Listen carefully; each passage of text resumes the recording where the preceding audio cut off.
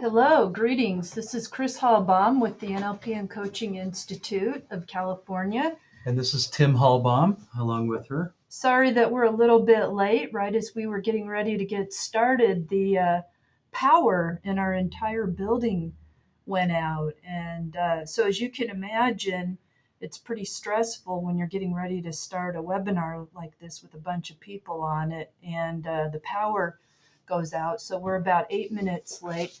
The great news is that the topic of the webinar is how to create rapid change. And so for me personally, I thought this would be a great opportunity to share with you some of the ways I'm using for myself right now to let go of the stress of being late for this program. So our apologies for this, and um, it's the second time this has happened to us on webinars in the last month, so it's been pretty frustrating. But we're delighted to be with you today. And again, what we want to do this afternoon is share with you some of the things you can do using NLP to create rapid change, to improve your confidence, to be more effective, and to have more choice in your life. NLP is basically the art and science of identifying the patterns, conscious and unconscious, that govern our thinking, our feeling, our behavior, our communications. And so what we thought we'd do is give you a number of different ways that you can identify uh, things within yourself that you might want to change, how you're doing things that may get you stuck. And if you look at the page that's in front of you, at the very top, you'll see it says contrast your present state or situation with what you want instead. That's thinking in NLP. What we're always doing in NLP, in fact, what we're always doing in our thinking and our behavior and our experiences, we're contrasting where we are now with where we want to be. So there are basically four ways of creating change in our patterning, things that we can identify and change. And if you look at the box in the upper left-hand corner is thinking.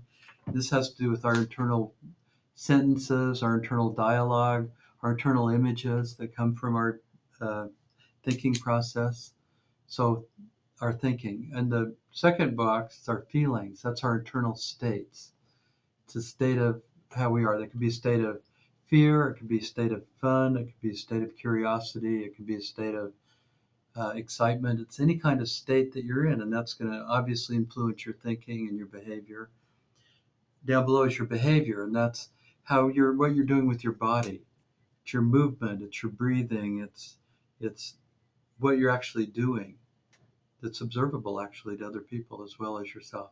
The field is the field that exists between human beings, the field that we're operating in, the bigger system that's always an influence on us.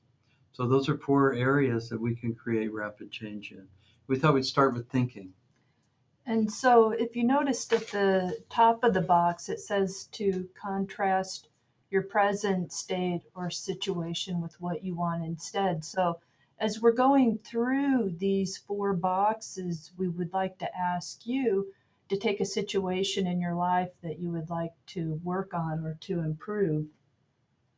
And Take out a pencil. And so take out a pencil and it And might draw the box. And draw the box Just like we have it. just like we have it. And then you might want to work with, it could be something as simple as getting nervous when you go into a meeting, or maybe being like totally stressed out when the power goes out and you're about ready to start a webinar.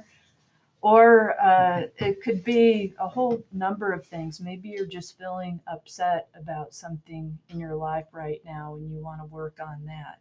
And there are some very simple things you can do that have been discovered in NLP. And the first one has to do in the thinking box with changing your perspective. When you have feelings or upset or angst or whatever, when you're in your feeling state, it's like you're more in your body. You're the actor. You're having the experience. And one way you can give yourself a bit of space is to go to an observer position. Literally step back and see yourself. Let's give you a brief idea of that, an inner experience. Take a minute and imagine that you're at a swimming pool, and I remember being one time at a place called Lava Hot Springs, Idaho, and they have this gigantic pool with a number of different diving boards. There's a low dive and a medium dive and a high dive and a really high dive. And imagine that you're at a place like that and you're laying on a lounge and you're comfortable and the sun's kind of shining on you and it's a beautiful day and you look across the pool at the very highest diving board and you see somebody climbing way to the top. And as you look at them, they look a lot like you and you see that person go way to the very top, walk out to the end of the board and then jump into the water and splash. They swim back to the side and watch them walk up one more time. You can see them going up higher and higher, and you look closer and you notice it is you. You get a sense of what you look like as you climb up way over there. You get to the top, and you see yourself walk off to the edge and jump in the water and splash. And then step into that. That was being observer. Now, notice how you felt being the observer, but now notice if you step into it. And there you are at the high dive, the very highest dive. And you begin to climb up the high dive and you can feel the cool rungs of the ladder under your feet as you go higher and higher and higher. And as you get near the top, you can feel the breeze on your face and you can look way down and see how far down that water is. And you can see out in front of you this board stretching and begin to walk out on that board. You can feel how wobbly it is and just how flexible it is. As you get more to the end, it's more and more flexible. And you go way down at the water and jump off and splash.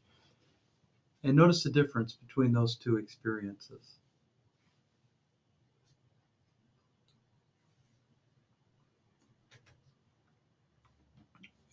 If, as you observe that, you can get a sense of when you're watching it, you just have the feelings of the observer.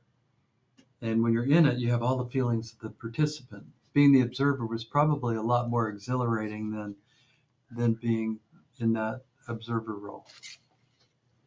So another thing, go ahead. That we can add is anytime you're in a situation that's a challenge or where you're stuck or that's difficult in some way, just take a few steps back from yourself and observe yourself in that situation. If you do that and you do that thoroughly, and sometimes it takes a bit of practice, you can get really good at stepping away from something and getting the bigger picture and knowing how to handle it.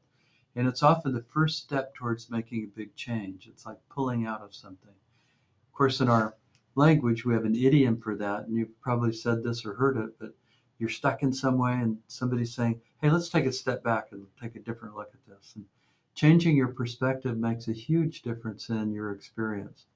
So often detaching from a challenging, painful, stressful, scary experience is a good starting place. So you're in it, you're stuck, you step back, you get a sense of relief, get the bigger picture, and then you can have more choice about stepping back in with new actions. And I really hope that some of you will try this sometime because, especially if you're upset with somebody, because it's a really wonderful opportunity to literally step back and go meta and have an opportunity to get more wisdom about the situation. But literally, it also gives you distance from it. And in NLP, there's actually a word for that, which is called disassociation. And so, literally, it's a nice way to also disassociate from the problem and to desensitize some of the feelings that you have. So stepping back is one way that you can create rapid change for yourself. Another way is to really start monitoring your internal dialogue and noticing what you're saying to yourself. And a lot of times we get these unconscious stories going in our head that might seem quite innocent, but they can be really damaging. And I'll give you a couple of examples. And these are the types of unconscious stories that people tell themselves. Years ago, I had a client who actually was quite seasoned, or excuse me, I said a client, I mean a colleague, an NLP colleague who was very seasoned in the field of NLP. And she, strangely though, had this story that she kept telling herself that she was going to get cancer one day. And she even started collecting articles that she kept on file for when she would get cancer.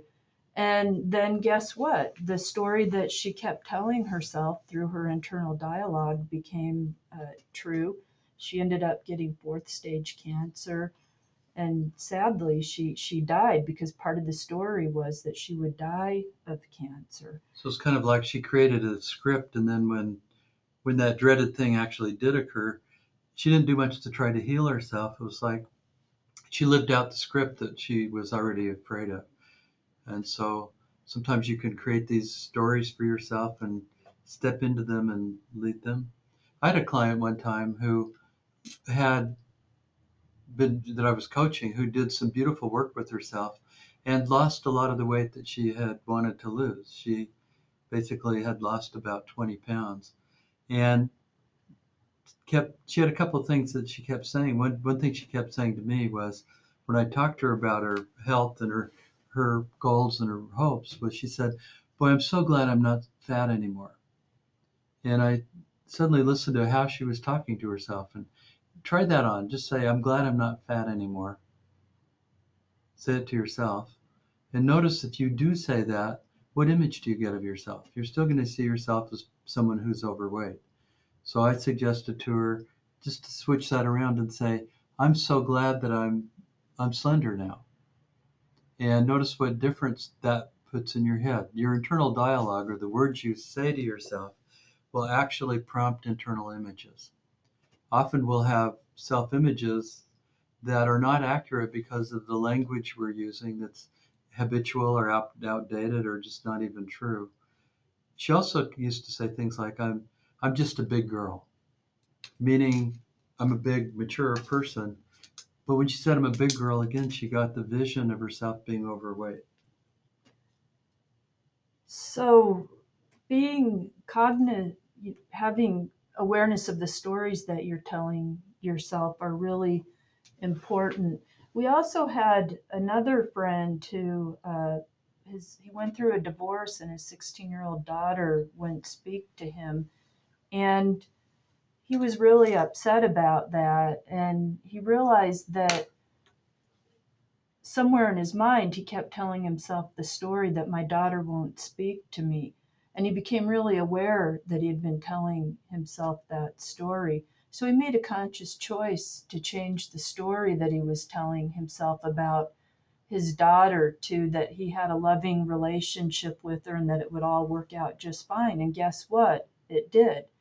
So the stories that we tell each other really tie in to how we create reality and also into our experience. As well as stories we're telling ourselves, because that's where those stories come from.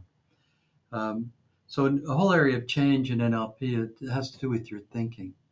In NLP, we often call it strategy work.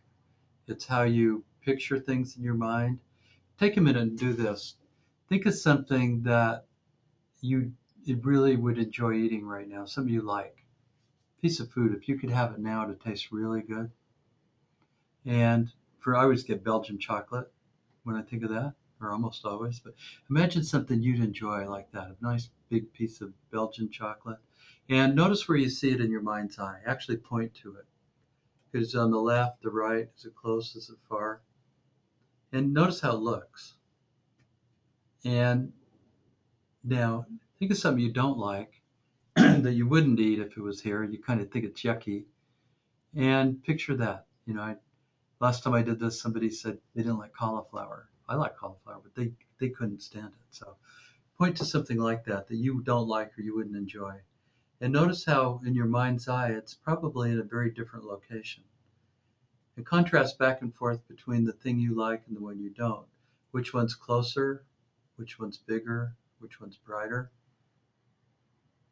And just notice what happens. Now, just as an experiment, take the one you really like and put it where the other one, let go of the one you don't like, but put the one you do like where it was just for a minute. Notice what changes in your feelings. These are called submodalities, and they're the way your brain codes information. In NLP, there's a huge wealth of these kind of processes that you can do. They're often deep and possible, but are very deep and powerful. But even just making a very small shift like this can often create a change that's worth changing. Now bring back the thing you like where it was and notice what it looks like. And now make it even a little bit closer and notice what happens. For most of you, it'll make it even more attractive. Now, if it's something that's unhealthy, leave it where the thing you don't like is, and often it'll help you change that. Now, if we look at behavior, there are a lot of things that you can do with behavior that can make a difference right away. One thing is to take deep breaths. And I know that a lot of you know that already, but how often do you actually remember to do that? If you get really stressed out or you're in a situation that you're unhappy about, take a minute and take 10 really deep breaths. And that in of itself will make a difference in terms of what you're feeling in the moment. What you find is when you're being non-resourceful in some way, your breathing almost always stops. Try this for a second. Just stop breathing. Don't take in a deep breath, but just hold your breath by stopping breathing.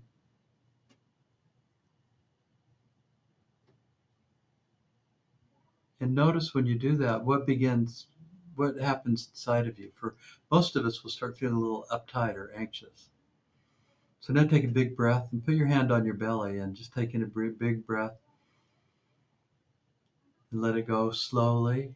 If you breathe out slower than you breathe in, it's a way of really beginning to get breath control. So now take in a big breath all the way to the top of your lungs, which are right up by your shoulder blades, and fill it in from the top all the way down to your belly. And then hold it for a few seconds, then breathe out really slowly. And if you do this 10 times, as Chris said, it's a kind of mindfulness exercise that'll allow you to take charge of the situation. If you take deep breaths and go to that observer position, it'll really begin to give you a sense of control. Especially if you also notice what your internal dialogue is in the moment as that's happening.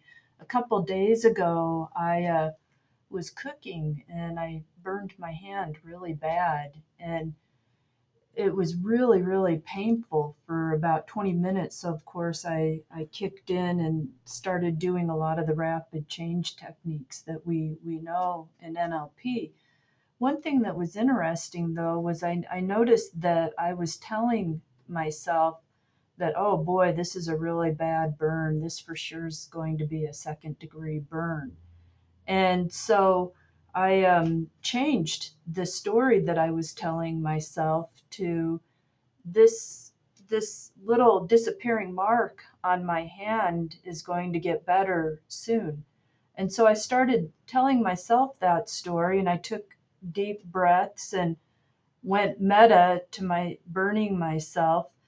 And it was amazing. The next morning when I woke up, what I thought was going to be a second-degree burn ended up just being a really light pinkish spot on my hand. So it wasn't even a first-degree burn.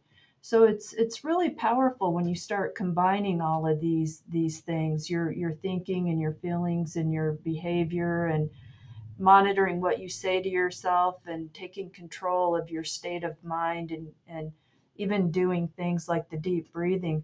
Another behavioral shift that you can make really fast that can make a difference in how you feel is just your posture or the way you're sitting. Notice right now how you're sitting. And if for any reason you're sitting a little slumped, which we tend to do sometimes when we're at the computer, notice that. Now take a moment and actually exaggerate how you're sitting and really slump forward. And as you're slumping forward and kind of look down to your own right, and take a big sigh. And think of a time when things weren't going so well, and really take a minute when you were feeling kind of down. Not the worst experience in your life, but just find a time when you're feeling kind of down. Things aren't going so well. And as you get that, go down even more. And now keep thinking about that situation.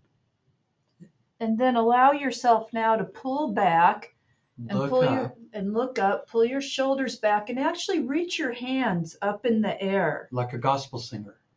And look up, have your head up, look at the ceiling, and think of this time when you're holding your body up there. And think of that same challenging time and notice what's different. And what you're doing is actually a very complex physiological change.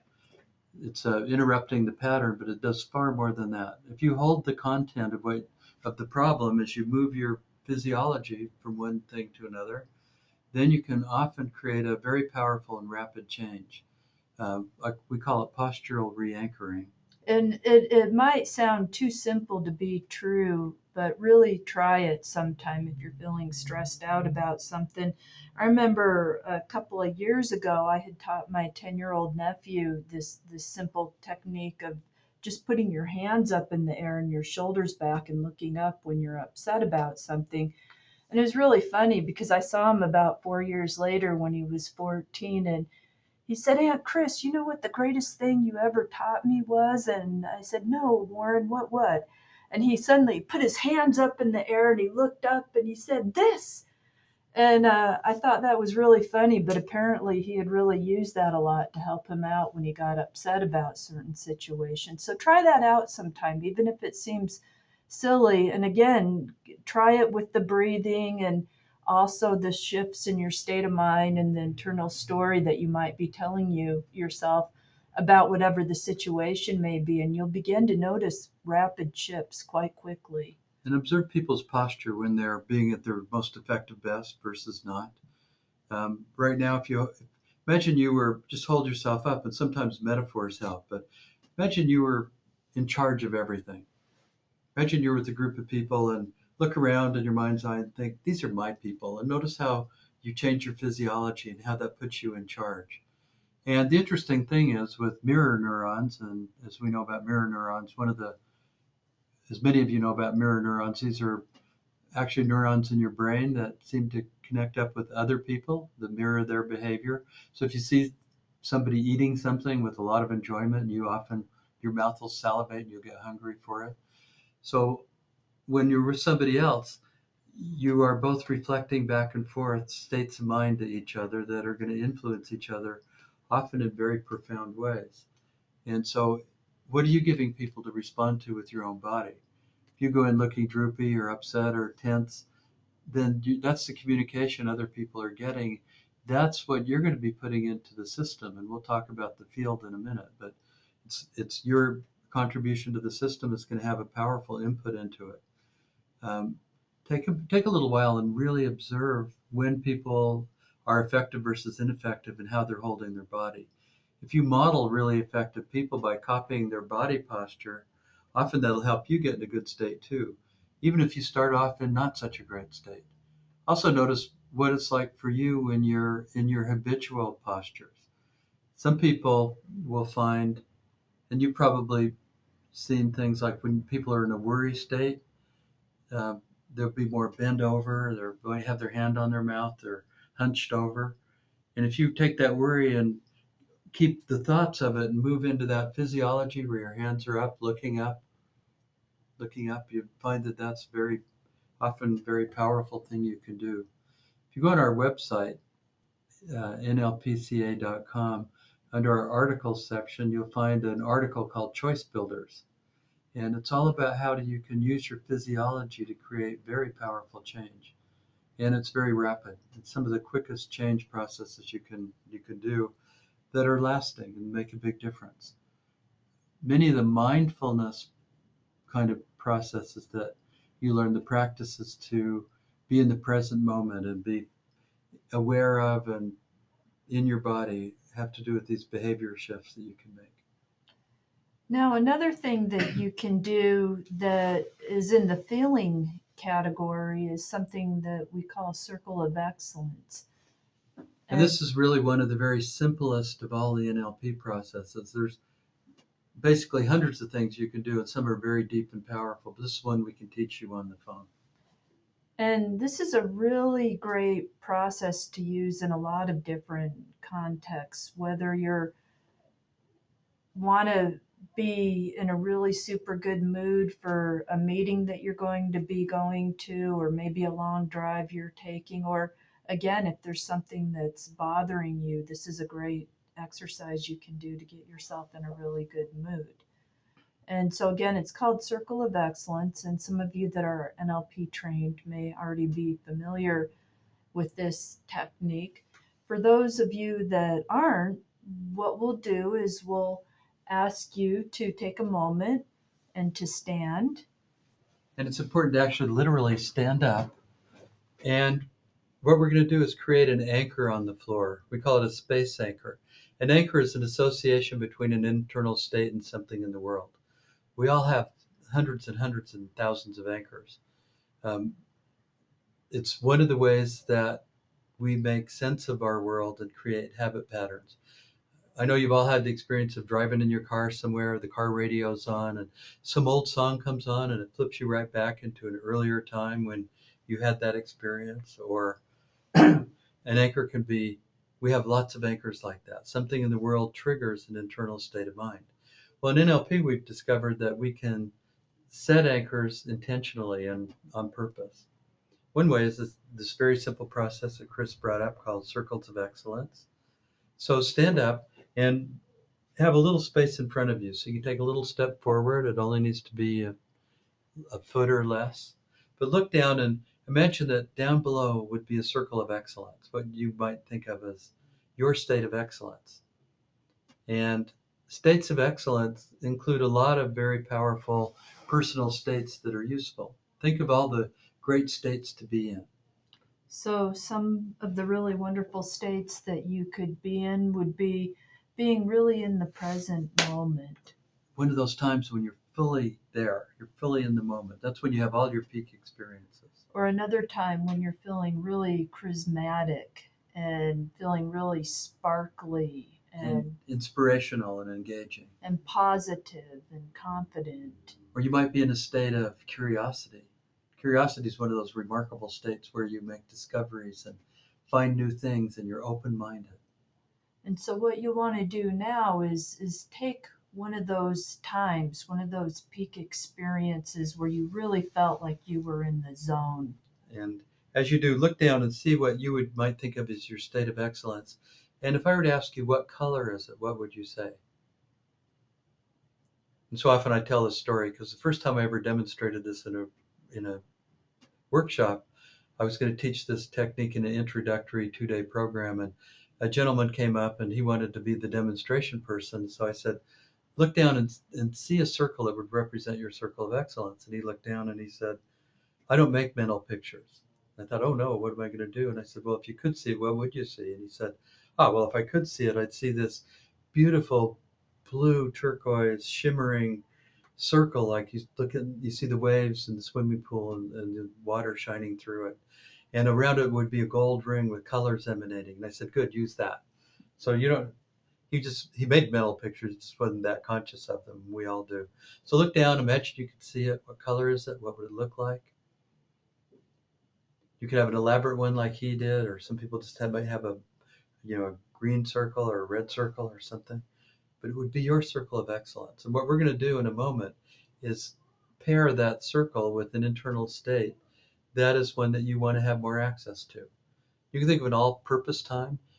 Take a moment, just float back in your personal history and find a really good example of an experience where you were at your best. And it could be a time when maybe you were engaged in some type of a sport and you were running and you were in the zone, or you were playing tennis and in the zone and just feeling really good. Or it could be a really positive experience maybe you had with a friend or at a party, or maybe there was an event that you were speaking at and you felt in the zone. Or maybe you were at work and you were working on a project and your creativity was flowing through and you were in a wonderful state of mind for that. Or maybe you're just connecting with someone you love deeply and you felt that intimate contact that's so special between two people. Could have been a spouse or a lover or a friend or a child. But take a moment and find a good example of that.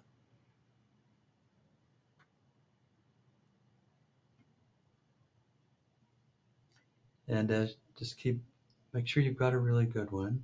So you choose a really juicy time. And what we want to do here is not be the observer, but be the actor. So re-experience that. Put yourself back in that situation. And as you put yourself back there, take a step onto your circle and staying back in that old situation, see what you see. going on? What are you seeing when you have this great state of mind? What are you hearing? How does your body feel? Where do you feel these feelings in your body? How are you standing? How are you breathing? Really get a sense of this state. And as you're there, make a body movement that would exaggerate it. If you were an actor and you had to really portray this state, how would you move? Let's go ahead and make that movement so you can make even more of this. And just get a sense of that state really being connected to the circle below you. And as you do get that, then take a step back, kind of let it go. Go to a neutral state. You might look around the room you're in or outside, or look at your hand, any kind of neutral state. We just want a separator state because we want to test it and to make sure you built this state of excellence. So now take a step into your circle, and if you did it well enough, it'll just automatically come on. And as you think about that whole time one more time to reinforce it. Again, put yourself back in that situation, seeing what you see, hearing what you hear, Feeling what you feel. getting a deep sense of that. Then let it go and step out one more time, kind of shake it off, come to neutral again. And now think of a situation where you'd like to have more access to that state of excellence. It could be some work you're doing, it could be being with someone you care about, It could be in a family situation. It could be in the situation of sports. It could be driving. Now notice it needs to be a discrete context that where you want it. By context, we mean there's a where and a when and a with whom. Something you can make a picture out of, a situation. I worked with a CEO one time, and he used to get a lot of nervousness going into the board meeting. So we anchored a circle of excellence for him that he could take into these board meetings. And he told me it was like a miracle, the wonders that it worked for him. So it's a place where you want to take your circle of excellence with you. And it's a place where you want more of the state that you just put into that. So as you take a minute and think now of where you want it, and begin to think of being in that situation where you want to step into your circle and let it unfold in a whole new way with your new physiology, seeing things the way you did when you were at your best, hearing things the way you did, feeling what you did. And notice if your state of mind's different, it's going to change everything in that situation to some degree. Really get a sense of that. As you do, then step out, kind of shake it off. And notice how good that feels as you think about that future situation that you're going into. And one more time, go to neutral, shake it all off. Look around the room. Think of anything neutral just to come back to this present moment. And now we want to do what we call future pacing, associating the state with what it is you want. So take a step in and think about being in that future time and place where you really want this. Just take this with you. And what you're doing is you're pairing this state with that context, so it'll come up automatically. You're not going to have to think about doing this. If you do it well enough, it'll be associated with that time and place. Then step out. Now what you've got is a template, and you can have all kinds of different resources in this state. So you could now try this, stand up and think of a time when you were physically being the way you want to be. Your body was moving. You had flexibility. You felt really good.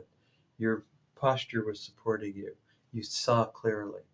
And just take that into that space. Step into your circle and associate that with that physiology. And as you do, breathe really well. And notice what you're saying to yourself, all the positive things. Think, I can do it. I've got what it takes. And then step out. And notice you can add more and more into this circle of excellence until it's a really powerful place to be. Our colleague Robert Dilts, many years ago in the 80s, took a group of people who were data entry people and helped them achieve a state of excellence. And their accuracy rate went way up, and their energy rate stayed longer without making a mistake after doing this. So even in those really mundane contexts, you can take more of what you want to have into those situations. One of our one of my friends had a son who was a goalie in soccer in high school, and so being a goalie requires that you be alert, you be on your feet, you be quick, you be ready to move in any direction. And there are times when you do a wonderful job, and there are other times when you get kind of uptight in a challenging game. And so my friend made the goalie box in the soccer field his circle of excellence, and she just went there and had him step in and really access all these states, and it really amped up his game. So you can do it for performance, you can do it for For work, I had a client that I worked with that just absolutely hated her job. She was in a state job and was working at a mental health agency and was about 5 or 6 years from retirement. So she didn't have the luxury of quitting her job because she needed to hang in there for retirement. And she was absolutely miserable. And so there were two things that I did with her that completely turned everything around for her. One of them was the circle of excellence, where she literally would walk in every day with her circle of excellence on, and that made a huge difference for her. The other thing that we taught her, or I taught her, was this idea of positive intent or setting your intention. And again, some of you that have trained with us are aware of this. And for those of you that aren't, there's this idea of setting your intent for the kind of experience that you want to have. And so, whatever that could be, whether it's going to a party or going to work or getting in the car and going for a ride, set your intent for the type of experience that you want to have. In the case of my client, she started setting her intent to have a good day and to start connecting with the better with the people at the office and to start looking for the good in people. And so by setting her intent for the type of situation that she wanted to have every day combined with her circle of excellence, she said not only made a total difference for her, but this is what I thought was really funny, is she said the people that she was working with changed. They were different. And I think it's funny because obviously what changed was her. And this takes us into the fourth quadrant, which is the idea of the field. Because what happened is when she changed her internal experience, then she was able to change the field that she was operating within. And literally, it's like she said, the people around her changed. But, as you and I know, it was really she that changed, which affected the greater field. so we're always interacting with something beyond ourselves. And if you've probably all had the experience of somebody comes into the workplace and they're really in a bad state of mind and they're complaining, and pretty soon that's catching and everybody's complaining, and so the energy changes in the field. Or somebody else comes in and they start talking about some new creative exciting idea, and people catch that and they feel inspired and they begin to create a whole new sense in that field. So we're always operating in these bigger fields, and there's And the same can be true also even in your family system. I know a woman that was really unhappy with her situation with her three adult kids living at home. And so she started changing herself. And this really started changing the family and the dynamics of the family and her interactions with the family. and so we're always changing in some way who we are, or how we are when we're around other people and from one system to another system. There's also something bigger in the field, and more it's being recognized in different disciplines, which is a bigger consciousness than we are. You probably had moments where you had certain brilliant ideas that came through you and you thought, wow, where did that come from? I know sometimes I've been training and I say something and I thought, wow, that's pretty interesting. I don't know where that came from. It didn't feel like it even came from me. It's when you've been inspired in some way. Carl Jung, the psychiatrist from the last century, who was one of the pioneers in psychology, called it the collective unconscious. It's archetypes, it's information that's out beyond us that we're somehow interacting in. And we're influencing the field all the time by our thinking, our feeling, our behavior. And so when you become aware of your thinking and your feeling and your behavior, and you make a conscious decision and choice to be more conscious, then what will happen is you'll begin to powerfully influence the field around you. And you'll start noticing that as you begin to change, the field changes and everything gets better and better for you. And in NLP, there are a number of different ways of doing that, a number of different techniques. So, in this brief amount of time that we've had, we wanted to touch on these four quadrants of how we might create change. Um, One thing that's coming up, of course, is our NLP practitioner training. That's 5 weekends of training, once a month for 3 days. It starts 1 o'clock on Fridays, goes till 5:30 or so, and then all day Saturday and Sunday. Then there's a month for practice, and it's filled with all kinds of practical skills that you can build for creating better communications, connecting better with people, knowing how you think and what's how you get stuck and what things you can do to get unstuck. And as you might have noticed today, NLP doesn't work necessarily on content. It's not like we have a technique for, you know, changing this behavior or that behavior. Since it's working on your thinking, your feeling, and your behavior and what's going on in the field, it works on any kind of behavior. You're always contrasting where you are now with where you want to be. And then you'll have all kinds of tools and methods and ways of being to bring out your deeper resources to create more of the life you want. So, as Tim said, the NLP practitioner training will be starting on October 11th, and you can visit our website at www.nlpca.com. Also, if you're interested in a recent article just hot off the press that I wrote on how to identify and change the unconscious stories that you tell yourself, please give us an email and email us, and we'll forward that article off to you. It just recently got published in an international NLP magazine. Again, that's on how to identify and change the unconscious stories that you tell yourself. We also have a lot of great articles on the website at nlpca.com, plus information on training. So we encourage you to visit that. And we also encourage you to really try some of what you learned today and to take that forward throughout your day and throughout the week and become more aware of what you're thinking and saying to yourself, and start actively making shifts in how you feel about things. You have a great technique now with the circle of excellence, and play around with your posture with physiological shifts in excellence. Try sitting up straighter, putting your shoulders back, and taking deep breaths. And as you become more aware of these type of things and shifts that you can do, notice how the field around you begins to change as well. So anytime you're stuck, change your posture radically and you'll find something will change. Well, we want to thank you all for listening in and being part of this. And we're really glad that you were here. So if you have any questions, feel free to drop us an email, or you can give us a call at 1-800-767-6756.